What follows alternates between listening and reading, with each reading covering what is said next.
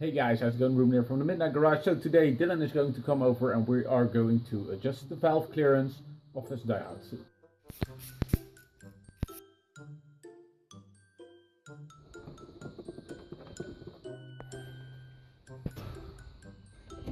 So we need to adjust these.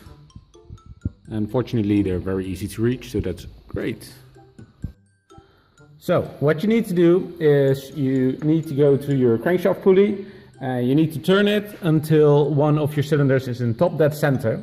And for example, this is the intake side and this is the exhaust side. And as you can see here, there's a little bit of play. You need to make sure that it has the play, and then you can check the clearance. So for example, this one has play. Now you can see a little bit of play, so you can adjust this one. But these, for example, these don't have any play, so you can't adjust these. So you would need to rotate your crankshaft in order to adjust these as well. So what he's doing now, there needs to be a 0.33 millimeter gap, right? Yes. And what he's checking now is if because there's no 0.33 millimeter feeler gauge. So he is checking with 0.35, and that should be really tight, and with the 0.30 it should be pretty loose. And then he's going to adjust these nuts accordingly. So as you can see, he has a pretty large amount of clearance with a 0.35 millimeter feeler gauge. So that means that he has to adjust the nuts in order to make the clearance a bit less, just so a bit tighter. So as you can see, there are these small slots in between each bolt. And once you loosen the nut, you can adjust it with a screwdriver, and then you can tighten it again. And that's how you adjust them.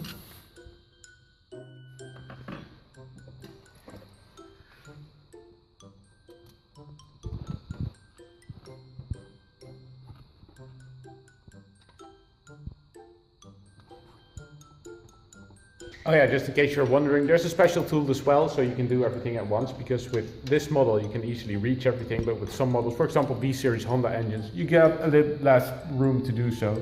So there are some special tools as well, and they look like this.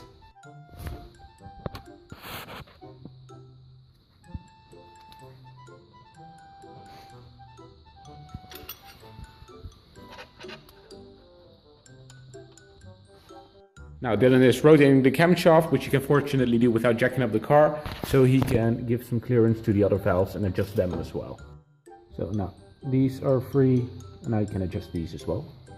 As you can see, the clearance on this one is too much.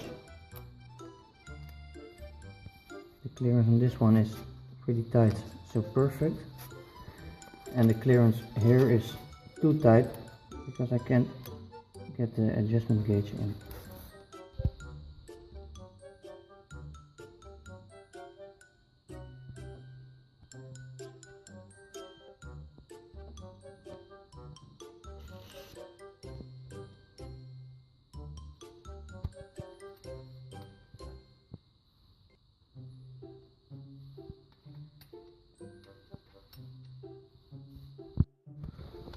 Sometimes it's a little bit of struggling to get the feeler gauges through, but in the end it should all go through smoothly. So these have a clearance of 0.25, so that means that the feeler gauge of 0.25 should go through easily, but the feeler gauge of 30 should not go through at all. Alright, all the clearances have been checked, so now it's time to put the valve cover back on. When you put the valve cover back on, always make sure you put a new gasket on, or put some liquid gas in between it. So otherwise it's going to leak, and that's nasty, and then you would have to do that all the same again. Fresh, brand new. Nice.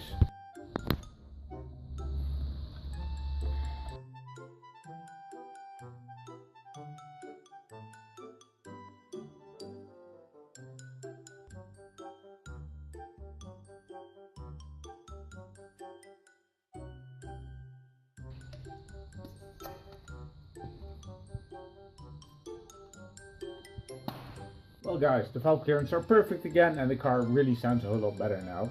So yeah, that was the video for today. I hope you liked it. Leave a like if you did, and subscribe if you want to see more how-tos, and then hopefully we'll see you guys in the next video. Bye.